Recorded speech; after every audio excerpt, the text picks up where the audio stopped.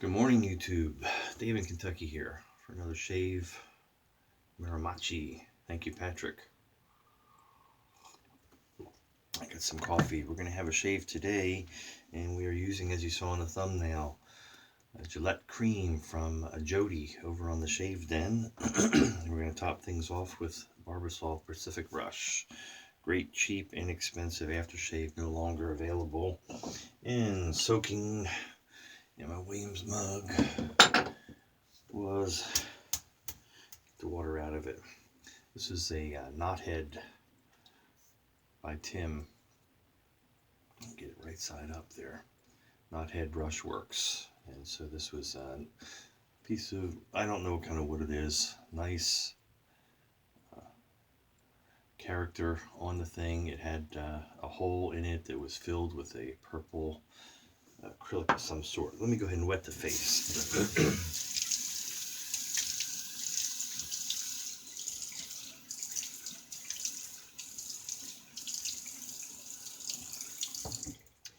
So I had done my Magnificent 11 recently, and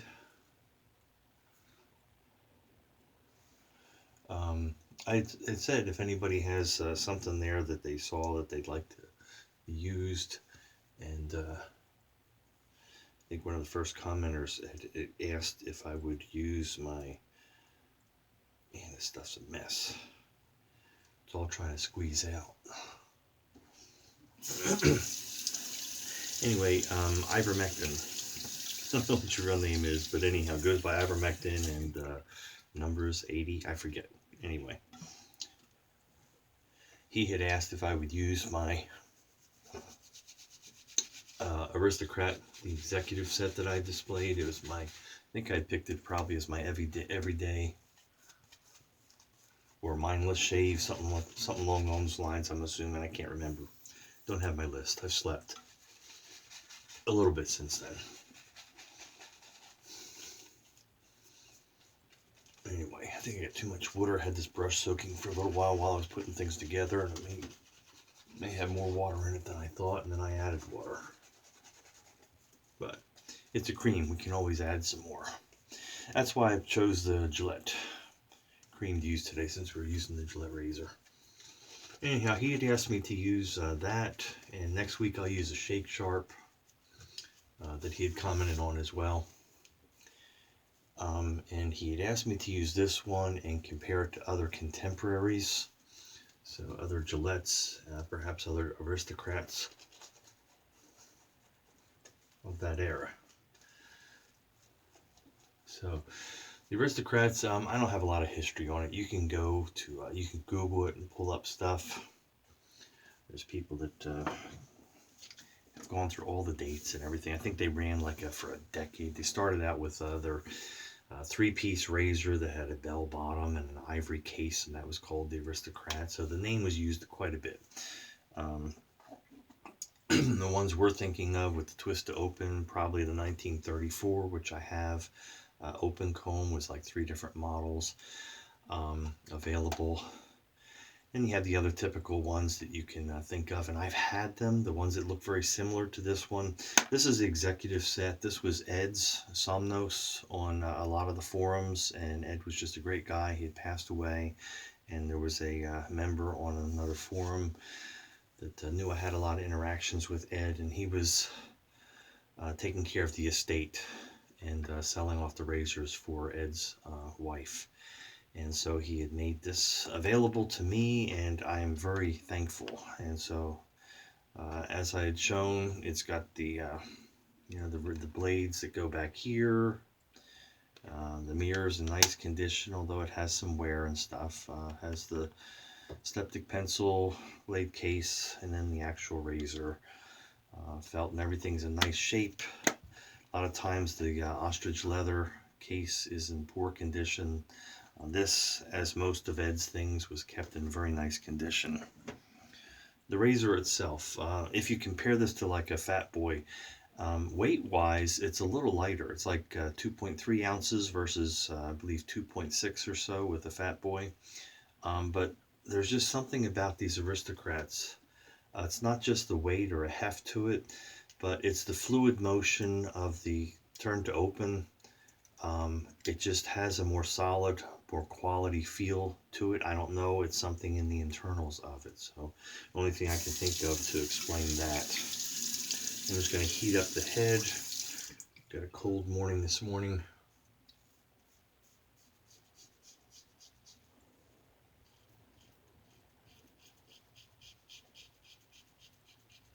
As I mentioned, I find it to be just a brainless shave.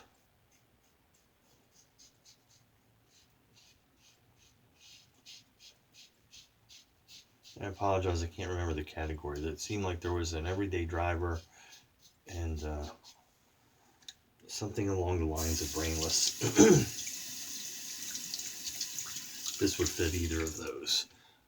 And this little nick up here is a spot on my skin that I just opened it up again.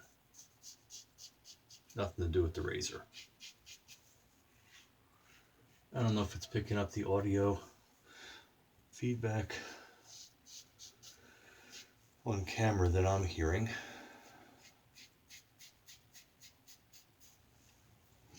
But it gives an efficient shave, but very smooth as well.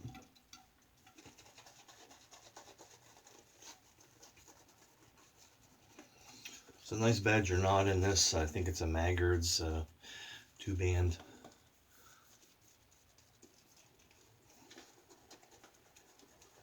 And I don't use it enough. It's a gorgeous brush.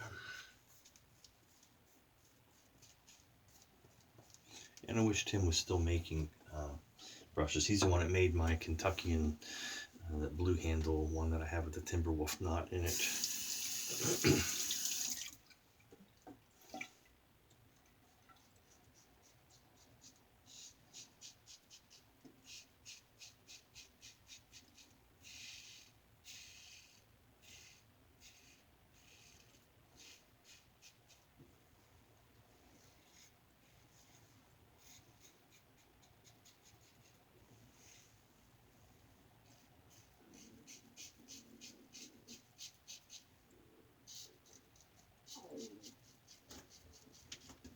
Stomach gurgling as that coffee works its way through. Apologize if you're picking that up. Literally just got up about 30 minutes ago and was throwing things together for the shave. So we're somewhere around, I don't know, between 5:30 and 6 o'clock on Sunday morning. Where am I at here? Did I already go up? I think I did the up. Did that in reverse.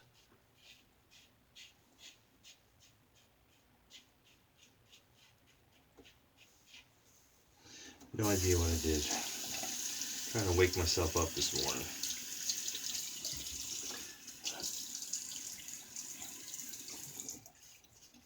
Just put a little moisture on the face.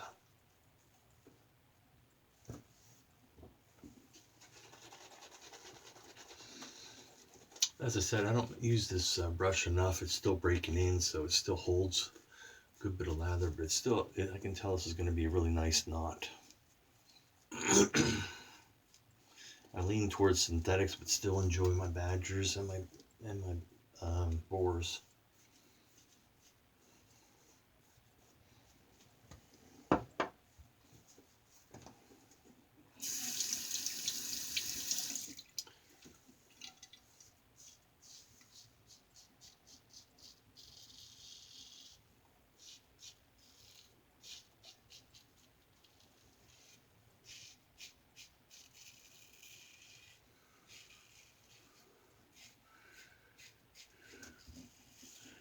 I don't know what, if you were comparing it to the Fat Boy, I don't know what setting I would consider it on. Don't use the Fat Boy enough, at least recently, to be able to comment on that.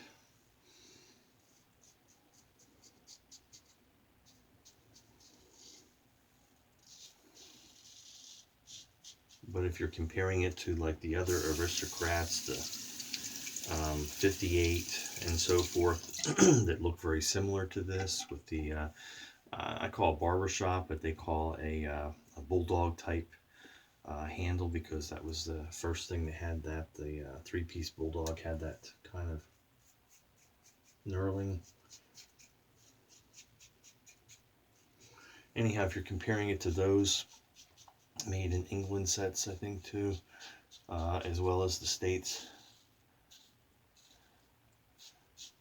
I would say it shaves very similar. It may be the same razor for all I know. I've never gotten into seeing all those little intricacies. Some people are able to look at the various parts on it and know exactly what era it was and how you date that one. I've had a 58 set before. I think it's shaved very similar to this. Let me get a quick rinse.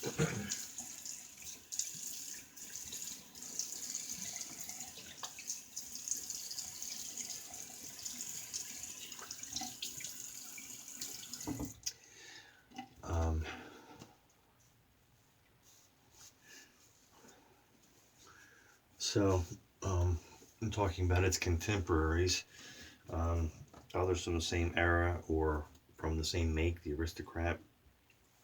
I think they shave very similar, probably. What just makes this one special is the presentation of it, having it in the executive set, and the rarity of it. There weren't a lot of them made. And so that's what sets that one apart, as well as the history of the one that I have. Was important to me. Anyway, I'll grab this tiny chip of styptic that I have here. Put it on that spot there. It's like it was a pimple, and then it's like a dry patch, and every time I hit that, I just feel it like the razor catch and grab. It's like a scab, dry scaly skin there. Probably the same stuff that I get up around my eyebrows and around my mouth at times. Anyway, so that's that. If there's a specific question about it, feel free to ask. I'm not real knowledgeable on the breakdown of all the different iterations of the Aristocrat. There's a lot of different razors that Gillette over the years used that terminology of Aristocrat for it. Pacific Rush by Barbasol. They used it for different razors. They used it for the packaging that they gave. So there's a Fat Boy and there's a Slim Adjustable that both have that moniker, I guess you would call it, or they use that name for it. Because it was gold sets, and again, it was a presentation, so it was a higher end razor in its day, and the presentation of it that they would give it that term Aristocrat. But probably shaves very similar to others like the 58 set and so forth. That's about it. Shirt I'm wearing today, Cross a Monkey and a Beaver, and that's what you get. Anyway, it's monkeybeaver.com. Free advertisement for August Tunicki, YouTuber that I enjoy watching. Anyway, Dave in Kentucky, hope you enjoyed that shave. Ivermectin, I appreciate you requesting that one. And we'll get to a Shake Sharp next week. We'll show you how to load the blades and so forth in it, and what a great razor and shaver that one is. Dave in Kentucky, be kind, be safe out there, and we'll see you on the forum.